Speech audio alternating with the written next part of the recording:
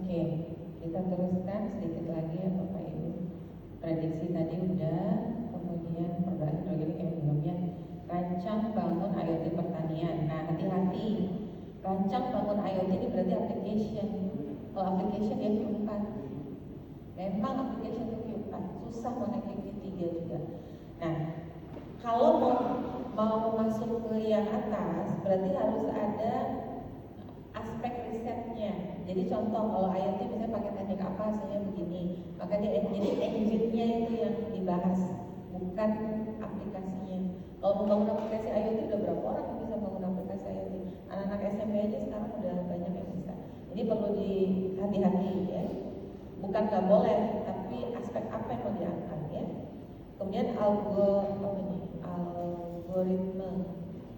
lah ya. Oversampling menggunakan density aware quota location. Nah ini hitung nih ada berapa ini ya? N-step region validation. Pada klasifikasi data kesehatan tidak seimbang. Oke, ini kelihatan arahnya kemana. Cuman dicek lagi kalau bisa dipendekkan ya. Kemudian berikutnya optimizing good fit formulation complex solid fly larvae bioconversion of coastal seafood waste to advance circular bioeconomy. Oke, dihitung Bapak berapa seberapa ya? Iji 2 tilu 4 5 6 7 8 9 10 11 12 13 14 15 16 17 Bapak perlu dikurangi ya bahasa Sundanya keluar, kurangin jadi kurang dari 15 ya. Fuzzy co-clustering recommended system with fuzzy co-clustering recommended system with democracy adaptation untuk apa belum jelas. Jadi for apa ya kalau ini lagi.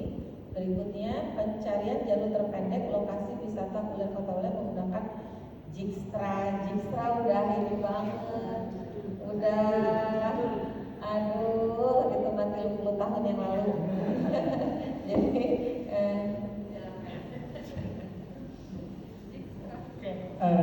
alhamdulillah saya pernah dilantik jadi konsultan di satu perusahaan, nama perusahaannya Delori. Kalau di Indonesia seperti GNT gitu ya. Delori itu perusahaan startup di Malaysia.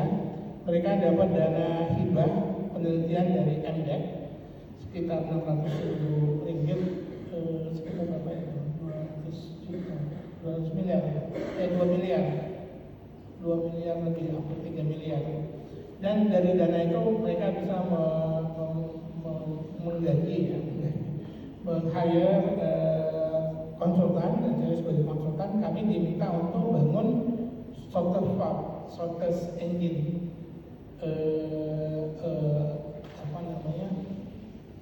untuk pengantaran barang gitu. Nah, di kami memang harus ya ada, selain ada aplikasi. Jadi Bapak Ibu kalau seandainya kita ngajukan dana hibah, biasanya kan yang diminta adalah aplikatifnya. Tapi karena ini dana hibah dari MDEC, dia mau juga bukan hanya sekedar aplikasinya, tapi juga riset penelitiannya, level penelitiannya. Apa yang kami lakukan? Kami harus membangun algoritma sendiri. Gitu. Nah, problemnya bukan hanya shortest path, tapi juga bukan hanya road optimization, mencari road yang terpendek, tapi juga harus load optimization. Jadi Bapak Ibu kalau seandainya kita bawa parcel, kalau barangnya kecil-kecil itu kita tumpuk aja nggak apa-apa. Tapi kalau barangnya berbentuk dalam bagi item, ukuran besar, lemari, kasur gitu ya, itu posisi load, posisi meletakkan barang itu sangat penting. Dan seandainya armadanya lebih dari satu truk, barang ini harus dimasukkan kemana, barang ini dimasukkan kemana juga perlu jadi penentuan, karena nanti akan jadi optimization, load optimization dan juga road optimization. Jangan sampai driver itu bergerak sepenuh kota karena mau ngantar barang. Kenapa enggak? Kalau barangnya untuk customer yang sebelah yang daerah barat, itu mobil truk yang barat saja yang bergerak.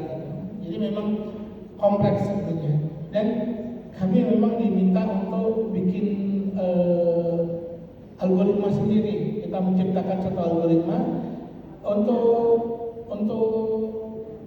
menentukan customer, lokasi dari geolocation dia, lokasi alamat customer itu kita pakai clustering.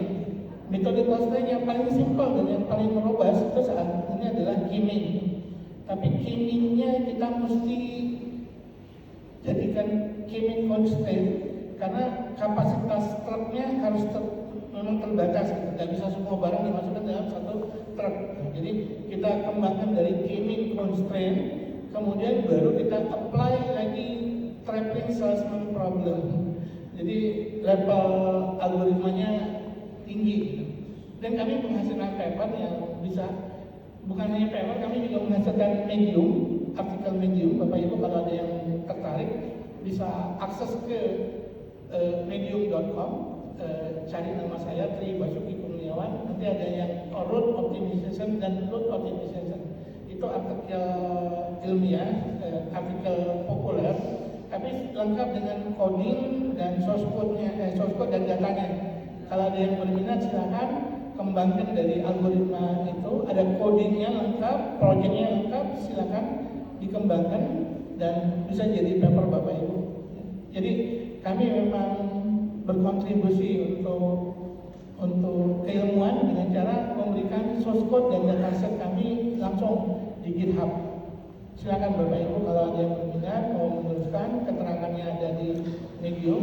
Saya ada beberapa artikel Medium dan pembacanya cukup tinggi. Sayangnya Indonesia bukan termasuk salah satu negara yang eligible untuk dapat ini seperti monetize-nya YouTube ataupun Facebook. Medium juga kita sebagai penulis dibayar kalau ada paper kita yang dibaca oleh pembaca yang license yang berbayar. Jadi kita dapat duit gitu. Kalau yang baca paper kita cukup banyak, yang baca artikel kita cukup banyak, kita akan dapat uang. Malaysia dan Indonesia termasuk negara yang tidak eligible untuk menerima monetize dari medium.com. Tapi kalau kita punya account di Singapura, bisa uangnya masuk ke account Singapura. Jadi ada banyak cara Bapak Ibu kalau kita mau menghasilkan uang di internet itu, selain YouTube, Facebook, Instagram, ya, dimonetize juga menulis artikel seperti itu juga banyak yang dibaca. Oke, kayaknya udah semua ya. SAI in Education and juga belum ya. Ini Artificial Intelligence, bisa disingkat AI sih. AI Assisted Adaptive Learning Model in Arabic Language Education, Enhancing University Language Proficiency through Personalized Learning Pathway. Ini bagus. Kalimatnya berapa ini? 1, 2, 3, 4, 5, 6, 7, 8, 9, 10, 11, 12, 13, 14, 15, 16, 17. Kurangi ya, judulnya kepanjangan. Minta ChatGPT ini kan judul reduce ya, bantu usul ya supaya lebih pendek lagi. Oke, kita masih ada waktu ya Bapak Ibu, kita lihat sebentar dari sini.